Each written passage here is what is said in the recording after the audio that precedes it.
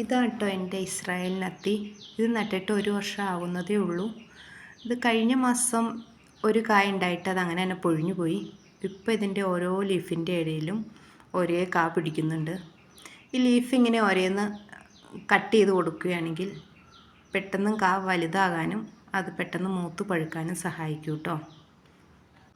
ഈ channel subscribe ചെയ്യാനും ആ ബെൽ ബട്ടണിലൊന്ന് ക്ലിക്ക് ചെയ്യാനും മറക്കരുത്. അതുപോലെ തന്നെ ഷെയർ ചെയ്യാനും ലൈക്ക് ചെയ്യാനും കമൻറ്റ് ചെയ്യാനും മറക്കരുത്. ഇതുപോലെ ഒരു അത്തി വീട്ടിലുണ്ടെങ്കിൽ എപ്പോഴും നമുക്ക് പഴം കഴിക്കാം കേട്ടോ. ഇത് വെള്ളക്കെട്ടുള്ള സ്ഥലത്ത് നടരുത്. ഇതിന് വെള്ളം കെട്ടി നിന്നിട്ടുണ്ടെങ്കിൽ അതിൻ്റെ വേരൊക്കെ പെട്ടെന്ന് കേടുവരും.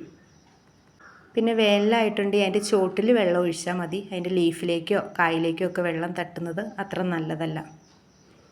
ഇത് നട്ടപ്പോൾ അടിവളമായിട്ട് ജൈവവളമാണ് കൊടുത്തത്. പിന്നെ ഇത് കായ്ക്കുന്നതിന് ഇപ്പോൾ 1 മാസം 1.5 മാസം മുമ്പ് ഞാൻ വീണ്ടും കുറച്ച് വളം ചെയ്തിട്ടുണ്ടായിരുന്നു. അതും ജൈവവളം തന്നെ. പിന്നെ ഇത് പ്രൂൺ ചെയ്ത് നിർത്തി അധിക പൊക്കത്തിൽ വിടാതെ തന്നെ നിർത്തണം.